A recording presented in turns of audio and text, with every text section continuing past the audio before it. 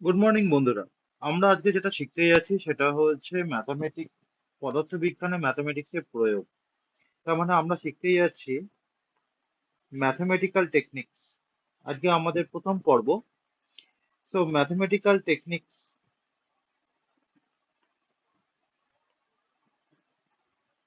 In physics,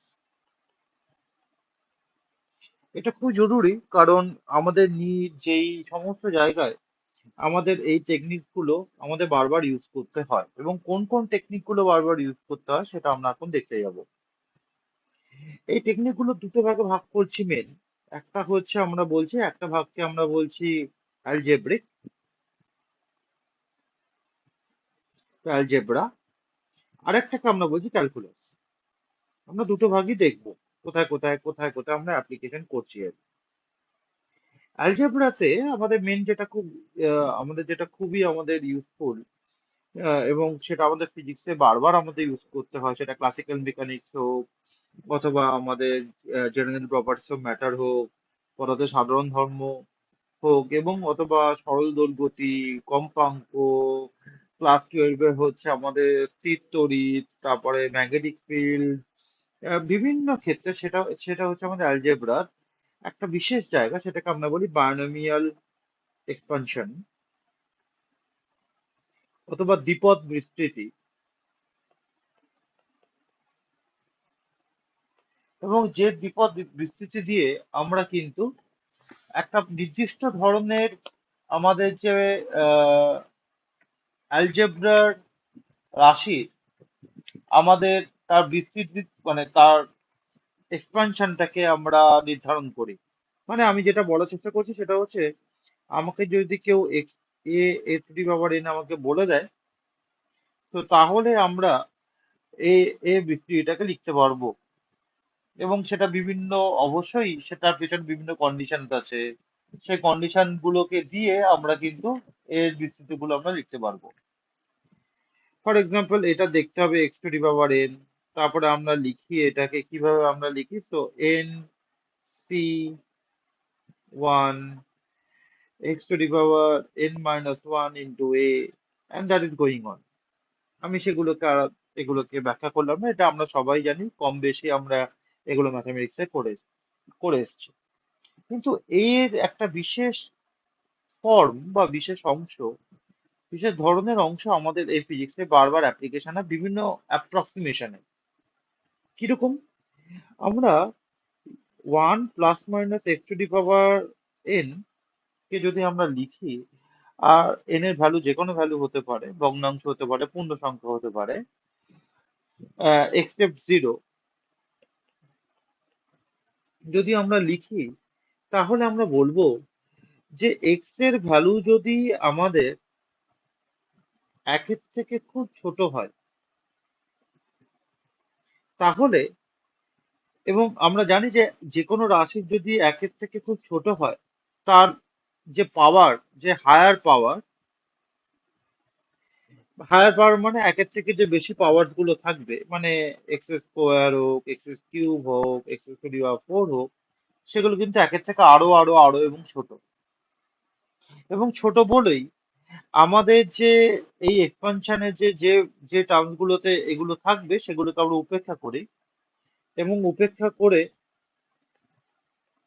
আমরা শুধুমাত্র দ্বিতীয় পদ পর্যন্ত রাখি। কিভাবে? হ্যাঁ, আমরা এই শুধুমাত্র 1 ± nx লিখে, মানে আমরা যদি খুব সহজে মনে রাখি, আমরা এই পাওয়ারটাকে n দিয়ে x এর সাথে মাল্টিপ্লাই করে দেবো, তাহলে সেই পর্যন্ত আমরা রাখি। এটাকে আমরা বলি অ্যাপ্রক্সিমেশন। এবং এই মানে অ্যাপ্রক্সিমেশন করলাম, মানে বাকিগুলো টার্মস গুলো আমি বাদ দিলাম। তো করে আমরা এগুলোকে ব্যবহার করি, মানে তারপরে ফিজিক্সে আমরা অ্যাপ্লাই করি। কোথায় কোথায় কিরকম অ্যাপ্লাই করি সেটা একবার দেখা যাক। এবং সেটা দেখলে আমাদের হয়তো বুঝে যাব যে এই ধরনের অ্যাপ্রক্সিমেশন আমাদের পদার্থবিদ্যা কোথায় এবং কোন কোন পার্টিকুলার জায়গায় আমরা রেখেছি। সেটা দেখতে গেলে আমি কিন্তু শুধুমাত্র 11 আমরা থাকছি না, এবং 11-12 দুটো জায়গাতেই আমি দেখাবার চেষ্টা করছি, কারণ আমি ধরে নিচ্ছি এই যে লেকচারটা যারা দেখছে, তারা শুধু তারা অলরেডি যেই জন্য প্রিপেয়ার্ড হচ্ছে, এবং বা চলছে তাদের প্রিপারেশন, এবং তারা অলরেডি এই অ্যাপ্রক্সিমেশনের যে প্রয়োগটা দেখতে যায় যে কোথায় কোথায় হবে। সো ধরা যাক আমাদের ক্লাস ইলেভেনের ক্ষেত্রে যদি আমরা বলি, ক্লাস ইলেভেনে আমরা বলি যে কোনো একটি গ্রহে ভূপৃষ্ঠে বা তার পৃষ্ঠে, গ্রহের পৃষ্ঠে যদি অভিকর্ষ ত্বরণ জি হয়, এবং এই যে উচ্চতায় তার অভিকর্ষ ত্বরণ যদি জিপি হয়, তাহলে জিপি ইকুয়াল টু, আমরা প্রমাণ করেছি অভিকর্ষ চ্যাপ্টারে বা মহাকর্ষ চ্যাপ্টারে, সেটা হচ্ছে এটা হয় আর প্লাস এইচ এর হোল স্কোয়ার। আমি আবার বলছি, আমার উদ্দেশ্য এটা নয় যে এই রাশিটা কোথা থেকে এলো, আমার উদ্দেশ্য যেটা হচ্ছে এই অ্যাপ্রক্সিমেশনটা কোথায় ইউজ হচ্ছে আমাদের, এবং কিভাবে আমাদের সহজ ইউজ করতে আমরা পারবো। তো তাহলে আমরা এখান থেকে জি 1 + h/r হোল স্কোয়ার এটাকে লিখতে পারি। আমি উপর লব এবং হরকে আর স্কোয়ার দিয়ে ডিভাইড করে দিয়েছি। তারপরে আমরা বলছি যে এটাকে আমি লিখতে পারি জি ইন্টু 1 + h/r টু দি পাওয়ার -2। তারপরে বলছি এইচ যদি আর এর থেকে খুব ছোট হয়, তাহলে h/r আর এর থেকে আরো ছোট হবে, মানে একের থেকে আরো ছোট হবে, এবং h/r কে আমি এক্স ধরছি। তাহলে এইবার আশা করি সবাই আমরা দেখতে পাচ্ছি কোথায় আমরা ইউজ করি। আমরা তাহলে দ্বিতীয় টার্ম পর্যন্ত যদি রাখি, তাহলে আমাদের এই পাওয়ারটাকে আমরা এটার সাথে গুণ করে দেবো, 1 - 2h/r হবে। এবং এটা জানি যে এটা এই অ্যাপ্রক্সিমেশন আমরা করেছি বার্নিমাল এক্সপেনশনে, তাই এটার অ্যাপ্রক্সিমেশন আরো অনেক জায়গায় আছে। যেরকম আমরা এই আহ, যেসব জায়গাতে, যেসব আমাদের পদার্থবিদ্যার যেসব অঙ্কে, কোন ধরনের অঙ্কে যেরকম হচ্ছে আমাদের দ্বিমেরু, ওকে, দ্বিমেরুর বিভিন্ন অঙ্কে, অথবা আমরা দুটো চার্জের মধ্যে, দুটো সমধর্মী চার্জের মধ্যে কোনো পয়েন্ট, তার মধ্যবিন্দুতে যদি আমরা কিউ চার্জকে রাখি, এবং সেই কিউ চার্জকে যদি আমরা ডান দিকে নিয়ে ছেড়ে দিই, এই এই এই প্রবলেমস গুলো আমরা পরে আবার ডিটেলস আলোচনা করব, এবং একদম with fine detail, in the sense that প্রত্যেকটা লাইন আমরা ধরে ধরে করব। কিন্তু আজকে আমি বারবার চেষ্টা করছি যে কোথায় এই অ্যাপ্লিকেশনটা আমরা পাই। দ্বিমেরু, তারপর আমাদের এই ধরনের প্রবলেমে আমরা দেখতে পাই যে নিচে আমাদের যে হরে এই ধরনের টার্ম অ্যাপিয়ার করে এবং আসে টু দি পাওয়ার এন, তখন আমরা সেটাকে লিখতে পারি, আহ, আমি যদি স্কোয়ার কমন নিই তলা থেকে, তাহলে সেটা হবে 1/a⁴n, আর তলাতে হবে 1 + x/a হোল স্কোয়ার।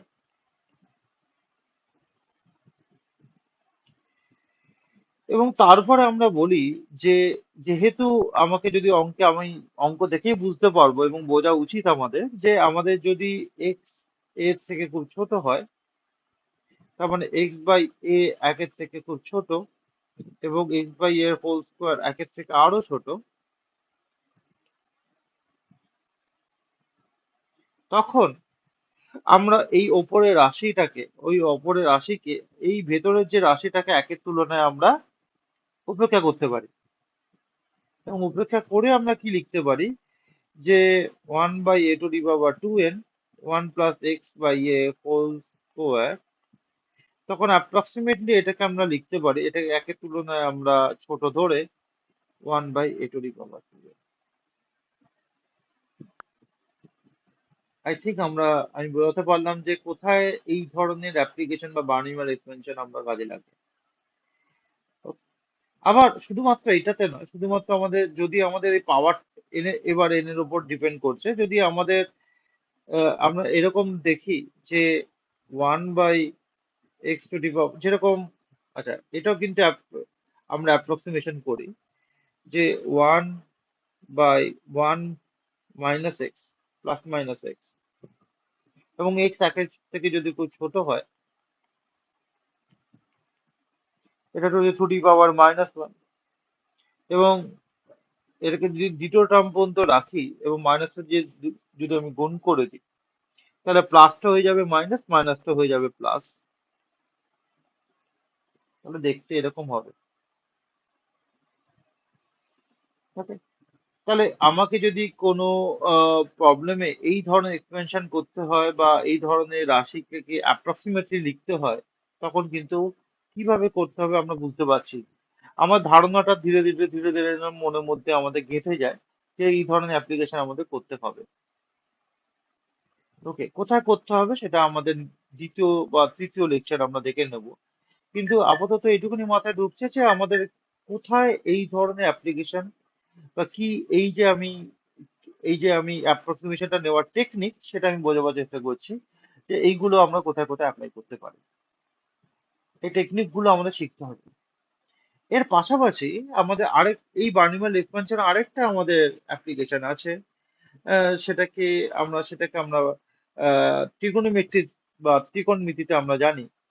সেটাকে যে কোনো সাইন এক্স, যেখানে এক্সট্রা রেডিয়ান এবং কস এক্স, এই ধরনের ফাংশনের একটা সিরিজ আমরা লেখা যায় বিস্তৃতি। সেটাকে দেখতে হয় এরকম।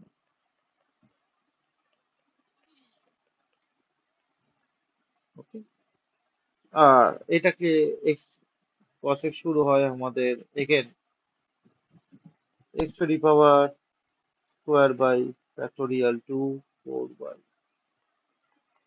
সো এটা, এই দুটোই একটা জায়গা থেকেই আসে। সেই সিরিজটার নাম টেলর সিরিজ, আমি সেখানে যাচ্ছি না।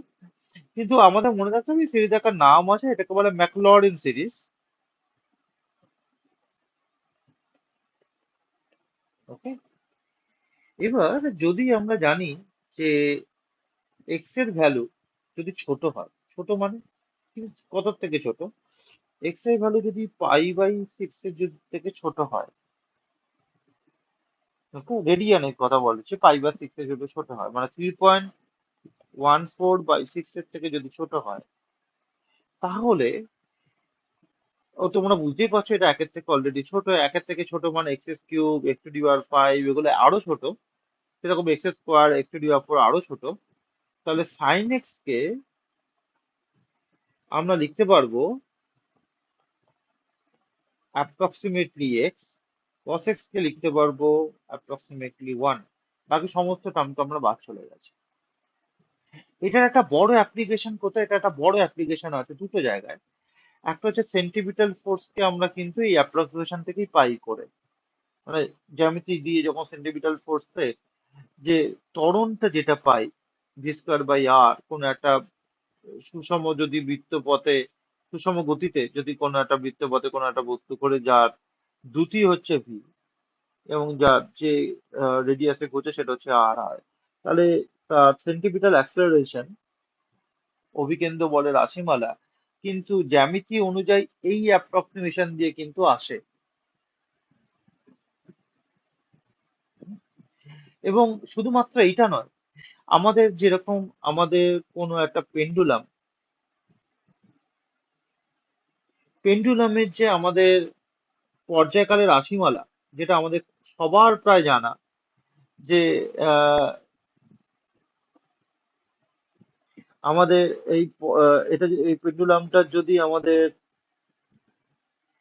পর্যায়কাল টি হয়, তাহলে এবং এর যদি কার্যকরী দৈর্ঘ্য যদি এল হয় এবং যদি এর ভর এম হয়, তাহলে টি এবং ওই স্থানে, যে স্থানে পেন্ডুলামটা দুলছে, সেই স্থানীয় যদি অভিকর্ষ ত্বরণ জি হয়, তাহলে টি ইজ ইকাল টু 2π√L/g। এইটা যেটা এই রাশিমালারও আমাদের ডেরিভেশনে, এই রাশিমালা পেতেও কিন্তু আমাদের এই sine x almost equal to x, সেই ধারণাটা লাগে। কোথায় লাগছে? না, আমরা বলি যে এই যে কোণটা, যে কোণে এই পেন্ডুলামটা বা এই পিণ্ডটি সর্বোচ্চ পরিমাণ যাবে বা কৌণিক বিস্তার, এই কৌণিক বিস্তারটা সর্বদাই কিন্তু আমাদের π/6 এর থেকে ছোট হওয়া দরকার। তবেই কিন্তু আমরা এই পর্যায়কালটা পাবো। কোনো কারণে যদি আমাদের থিটাটা পাই/6 এর থেকে বড় হয়ে যায়, তাহলে কিন্তু এই পেন্ডুলামটা কখনোই আর সরলদল গতি উৎপন্ন করবে না। তার মানে এই যে অ্যাপ্রক্সিমেশন গুলো আমরা কোথায় করছি, আই থিঙ্ক আমরা বুঝতে পারছি, তাই মানে বার্নিমেল এক্সপানশন দিয়ে তারা আমাদের সিদ্ধান্ত কি? সিদ্ধান্ত হচ্ছে যখনই কোনো আমাদের জেই বা নিটে কোনো একটা অঙ্ক আমাকে বলে দিচ্ছে, কোন ধরনের অঙ্ক বলে দিচ্ছে? যে অঙ্কে আমাকে বলছে যে দূরত্ব, বেগ, এগুলো ছোট, খুবই ছোট, তখন কিন্তু আমাদের মাথায় যেন একটা স্ট্রাইক করে, বা আমাদের মাথা বা আমাদের ব্রেন যেন বলে যে এইখানে কিছু একটা অ্যাপ্রক্সিমেশন আমাকে নিতে হবে, এবং সেটা অ্যালজেব্রার সাথে যুক্ত। এবং অ্যালজেব্রার সাথে যুক্ত মানেই নিশ্চয়ই আমাদের এখানে আহ কোনো না কোনো আমাদের আহ বার্নিম্যাল এক্সপানশন থাকতে পারে তার ভিতরে। ওকে, এইগুলো আমাদের নিজের ব্রেনকে এইভাবে আমাদের তৈরি করতে হবে। এর পাশাপাশি আমি আরো একটা টেকনিক শেখাচ্ছি, যেটা অনেকটা সময় শর্টকাট হয়ে দাঁড়ায় আমাদের ফিজিক্সে সলিউশন করতে গিয়ে। সেটা কি? সেটা হচ্ছে যে আমাদের, আমরা জানি যে যদি কোনো রাশি এক্স স্কোয়ার, আমরা যদি কোনো দ্বিঘাত, যদি আমরা সমীকরণ পেয়ে যাই, এক্স ধরা যাক x square plus a x plus b equal to হচ্ছে আমাদের 0।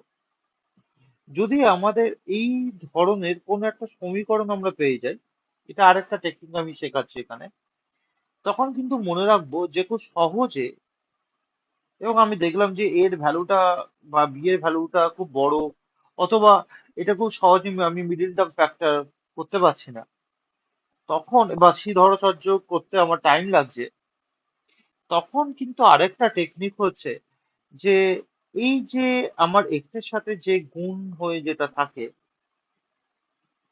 সেই যেটা এক্স এর যে আমাদের আহ, এখানে যে গুণিতক হিসেবে এখানে ব্যাপারটা আছে, বা মাল্টিপ্লায়ার বা কোফিসিয়েন্ট, সেই এটাকে লেখা যায় এই দুটো যে আমাদের রুট তাদের যোগফল, এবং বি কে লেখা যায় দুটো রুটের গুণফল।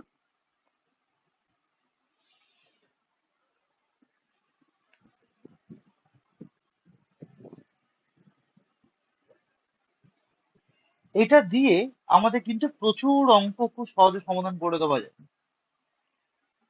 মানে ক্যালকুলেশন না করে অন্তত দেখে করে দেওয়া যায়।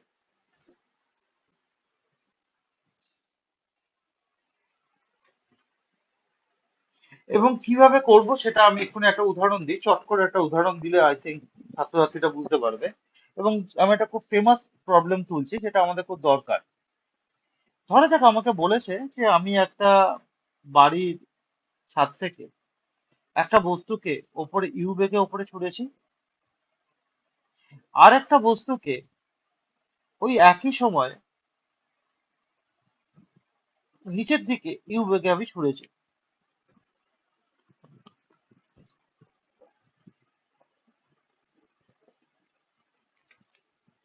আই থিঙ্ক আমি বোঝাতে পারলাম। এবার বললো যে ওপরে বস্তুটার জন্য, ওপরে বস্তুটা যখন ভূমিতে পৌঁছেছে, তখন ওর টাইম লেগেছে টি1। নিচের বস্তুটা যখন দ্বিতীয় বস্তুটা যেটাকে আমাকে একই সাথে নিচের দিকে একই বেগ নিয়ে ছুড়েছি, সেটার জন্য টাইম লেগেছে হচ্ছে আমাদের টি2।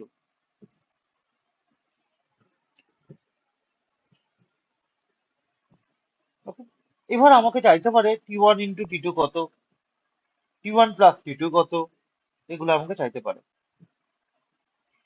এই প্রবলেমটা যেটা এক্স্যাক্টলি, আরো এরকম ধরনের প্রবলেম আছে মেকানিক্স এ, এটা কিন্তু খুব সহজে এই ধরনের টেকনিকে আমরা সলভ করে দিতে পারি। কি করে? ধরা যাক এই বিল্ডিং এর হাইট হচ্ছে এইচ। ওকে, আমি প্রথম বস্তুটাকে আমি এবার নিচ্ছি, যে বস্তুটা কে আমি ওপরের দিকে ছুড়েছি। এবং ভালো করে মন দিয়ে প্রত্যেককে শুনতে হবে, শুনলে আই থিঙ্ক প্রত্যেকের আনসারটা আমাদের হয়ে যাবে। ওপরে যে বস্তুটাকে আমি ছুড়েছি, সে যখন আবার যেখান থেকে ছুড়েছিলাম সে একই লেভেলে চলে এসছে, মানে এই লেভেলে, তার উল্লম্ব সরণ কত হয়েছে, মানে ও যে পয়েন্টে যে লেভেল থেকে গেছিল সে লেভেলেই যখন চলে আসছে উল্লম্ব সরণ হচ্ছে 0। তার মানে এই যে বাকি পথটা যাচ্ছে সেটাই কিন্তু ওর মোট সরণ। মানে ওর মোট, আমি যদি এদিক বরাবর ওয়াই অ্যাক্সিস ড্র করি তাহলে তার মোট সরণ কিন্তু ওয়াই এর বিপরীত দিকে, মানে নেগেটিভ দিকে, নেগেটিভ ওয়াই এর দিকে। এই পর্যন্ত মোট সরণ হচ্ছে আমাদের ওর 0।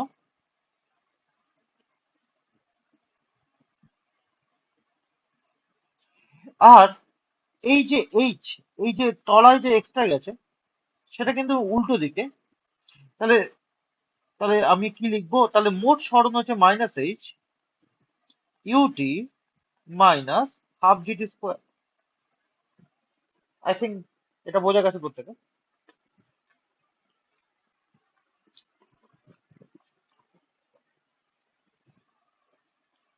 আচ্ছা, যদি এটা হয় তাহলে আমি কি করব, এটাকে আমি ওই যে দ্বিঘাত সমীকরণের মতো সাজাই। আচ্ছা, এবার যে দ্বিতীয় বলটা তাকে কিন্তু আমি নিচের দিকে ছুঁড়েছি ইউ ইউ দিয়ে, রাইট, একই বেগ দিয়ে। তাহলে দুজনেই কিন্তু একই বেগ নিয়ে নিচের দিকে যাচ্ছে, দুজনেরই সরণ হয়েছে আমাদের মাইনাস এইচ। তাহলে একজনের জন্য যদি টাইম লাগে T1, একজনের জন্য টাইম লাগে T2। তার মানে দেখো এটা অলরেডি টি এর কিন্তু আমাদের দ্বিঘাত সমীকরণ, তাই তো? তাহলে এই T1 আর এবং T2 এই দুটোই কিন্তু আমি এখান থেকে পাবো এবং পাওয়ার কথা।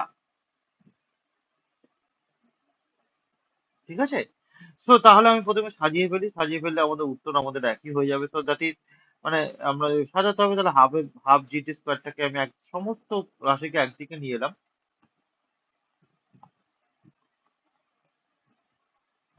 ওকে, নিয়ে এনে আমি এটাকে সাজাচ্ছি। তাহলে টি স্কোয়ার, এটা হবে 2u by g into t minus 2h by g equal to 0। তার মানে আমি এখান থেকে পেয়ে গেলাম, আমাকে আমাকে জিজ্ঞেস করতে হবে what is T1 plus T2। তাহলে T1 plus T2 is equal to 2u by জি।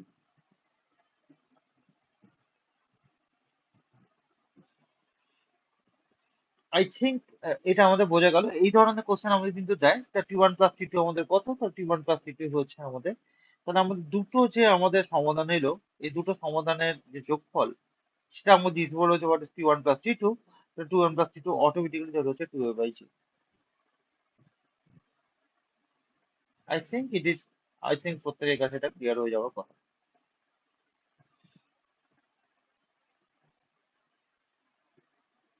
ওকে, আচ্ছা। সো এই ধরনের কোশ্চেন আমাদের দিতে পারে। আবার এই একই ধরনের কোশ্চেন, এটা এটা যেরকম একটা প্রাসের গতি, এই প্রাসের গতি দিয়ে আরেকটা কোশ্চেন করতে পারে। যে ধরা যাক আমি একটা রাশকে ছুঁড়েছি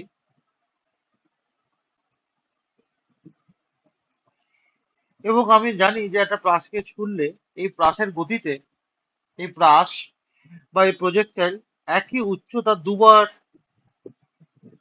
একই উচ্চতা ওর গতিতে দুবার অতিক্রম করে, রাইট? একটা ধরা যাক এখান থেকে হচ্ছে T1, আর একটা টাইম লেগেছে এখানে হচ্ছে আমাদের T2। তাহলে নিশ্চয়ই আমাদের এখানে T1 প্লাস T2 আমাকে চেয়েছে, T1 প্লাস T2 আমাদের কি হবে,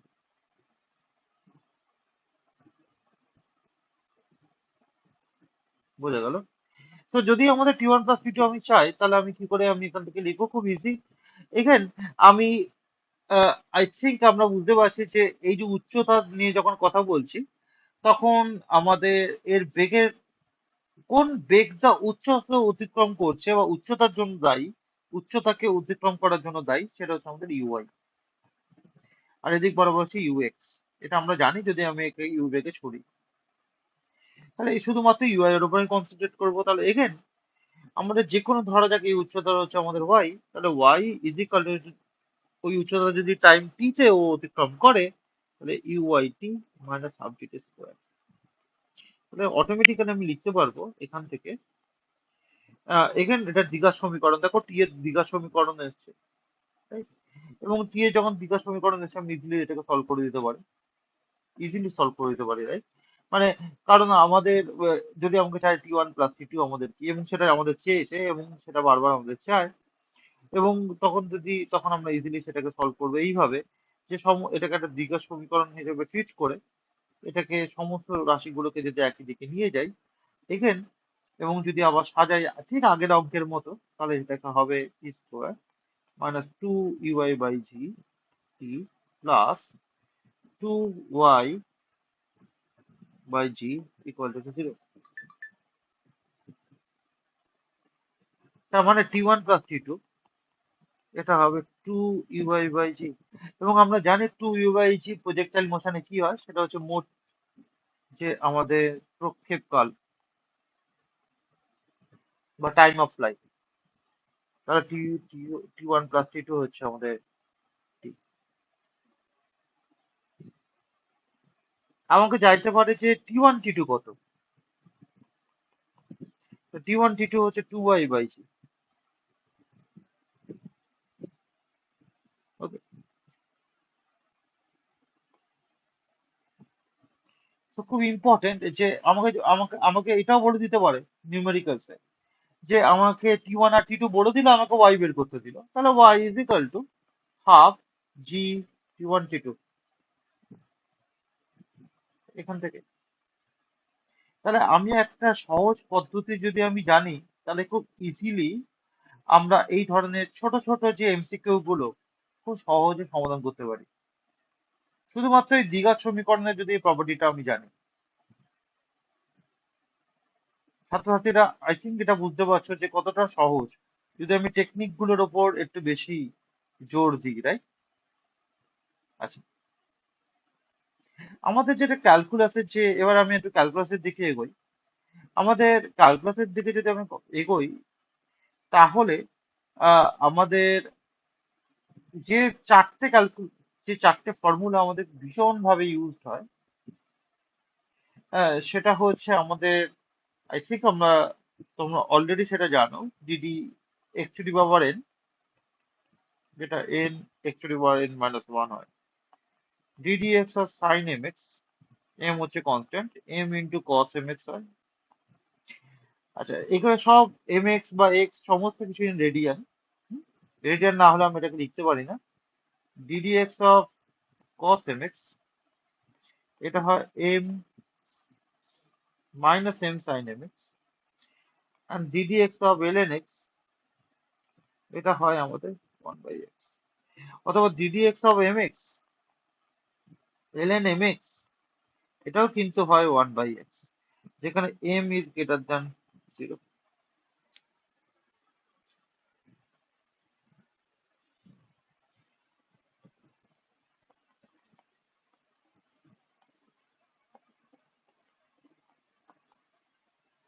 তাহলে আমাদের এই ফর্মুলা, এটা আমরা যদি এই ফর্মুলা গুলো মনে রাখি, অনেক প্রবলেম খুব তাড়াতাড়ি সলভ হয়ে যাবে।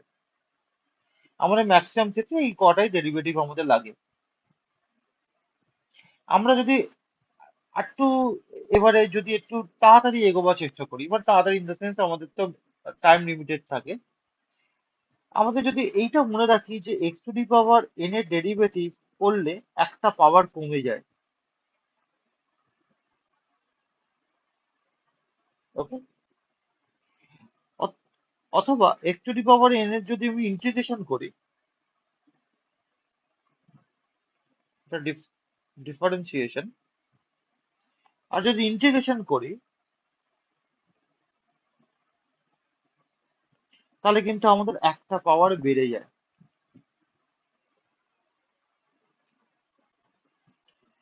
এইটা কিন্তু খুব কাজের জিনিস আমাদের।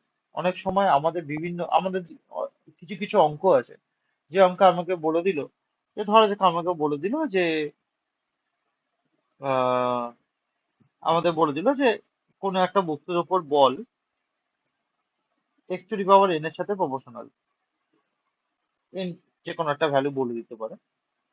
তাহলে বস্তু তাৎক্ষণিক বেগ এক্স এর কত পাওয়ারের সাথে আমাদের প্রপোর্শনাল হবে? এই ধরনের অঙ্ক আমরা অলরেডি জানি।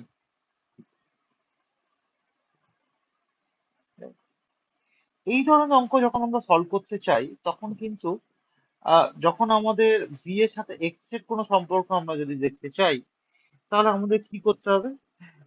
আমরা অ্যাক্সেলারেশনকে কিন্তু দু রকম ভাবে লেখা যায়। একটা যেমন ডিভিডিটি, একটা হচ্ছে ভি ডিভিডিএক্স।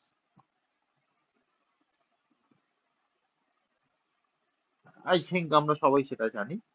আর যদি না জানি তাহলে আমরা একটু মনে করি যে আমরা যদি চেন রুল করি তাহলে এটা হচ্ছে ডিভিডিএক্স।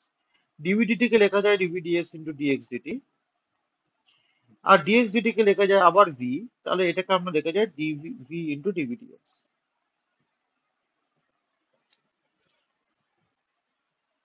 তার মানে এবার ভালো করে আমরা দেখি, আমাকে বলেছে ফোর্স, মানে ফোর্স মানে acceleration, a is proportional to x to the power N.